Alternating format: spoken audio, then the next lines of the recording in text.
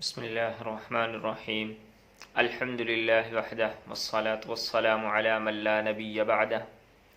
دوستو، آج میں آپ کو ایک واقعہ سنا رہا ہوں، ایک نیک عورت کا جس کے پاس ایک بکری تھی اور اس کے تھنوں میں سے ایک تھن میں دودھ اور دوسرے میں سے شہد آتا تھا۔ دوستو، اب ہم چلتے ہیں اپنے اصل واقعے کی طرف۔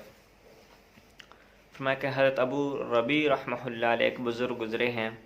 وہ فرماتے ہیں کہ میں نے ایک گاؤں میں ایک نیک عورت کی شہرت سنی جس کا نام فضہ تھا۔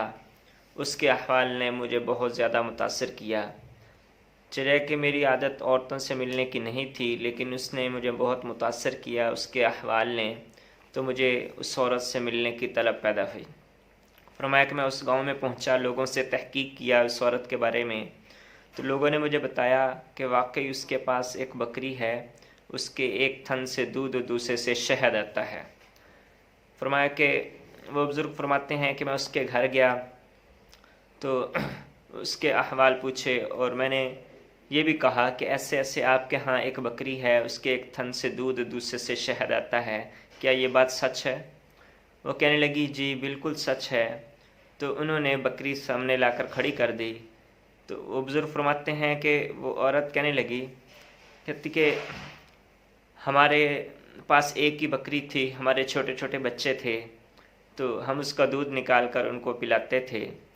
فرمایا کہ قربانی والی عید آ گئی تو شوہر نے کہا کہ ہم اس کی قربانی کرتے ہیں۔ وہ عورت کہنے لگی میں نے کہا کہ ہم پر قربانی واجب تو ہے نہیں، تو اسی لیے ہم قربانی اس دفعہ رہنے دیتے ہیں کرنے کو، ہمارے چھوٹے چھوٹے بچے ہیں تو ہم دودھ نکال کے ان کو پلاتے رہیں گے۔ تو وہ خامد مان گئے، چلو ٹھیک ہے۔ کہتے کہ اسی دن ہمارے گھر میں ایک مہمان آیا۔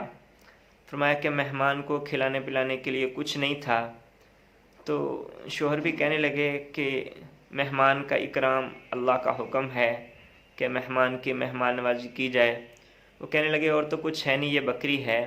تو عورت کہنے لگی میں نے خامد سے کہا چلو ٹھیک ہے ہم بکری ذبح کر لیتے ہیں، تو اس کو باہر لے جاؤ، اور ایسا نہ ہو کہ بچے دیکھ کر روئیں گے، تو آپ دیوار کے پیچھے لے جاؤ اسے اور ذبح کر لو۔ کہتے خامد اسے گھر سے باہر دیوار کے پیچھے لے گیا اور اسے ذبح کرنے لگا۔ فرمایا کہ تھوڑی دیر کے بعد عورت کہنے لگی میں نے دیکھا کہ ہمارے چھت پہ ویسی کی ویسی، ویسا ہی رنگ، ہر چیز ویسی، ایک بکری اوپر ہماری چھت پہ دوڑ رہی ہے۔ تو وہ عورت کہنے لگی میں نے سوچا کہ ایسا ہوا ہوگا کہ خامد کے ہاتھ سے وہ بکری چھوٹ گئی تو اس لیے ادھر بھاگ آئی۔ کہتی میں نے اس بکری کو چھت سے نیچے اتارا اور باہر لے کر گئی کہ خامد کو پکڑا دوں۔ کہتے جب میں نے دیکھا تو وہ خامد اس بکری کی کھال اتار چکا تھا۔ فرمایا کہ وہ اس معاملے کو دیکھ کے بہت حیران ہوئی اور خامد سے کہا ویسی کی ویسی بکری یہ ہماری چھت پہ کہاں سے آ گئی؟ کہتے خامد نے کہا ہو سکتا ہے کہ اللہ پاک نے ہمیں اس کا نعم البدل عطا کیا ہو۔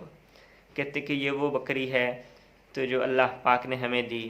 پھر وہ عورت کہنے لگی کہ اگر ہمارے دلوں میں اللہ کا خوف رہے گا، فرمایا کہ اس کا دودھ بھی ٹھیک رہے گا، اگر ہمارے دلوں میں میل کچیل آ گیا اس کا دودھ بھی خراب ہو جائے گا۔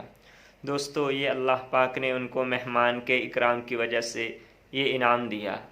دوستو، آج کل اللہ معاف کرے ہمارے ادھر رواج بہت الٹ بنا ہوا ہے، اسی لیے آدمی تھوڑا اللہ کے راستے میں نکل کر اس دین کی محنت کو سیکھے، تھوڑا دین کو سیکھے۔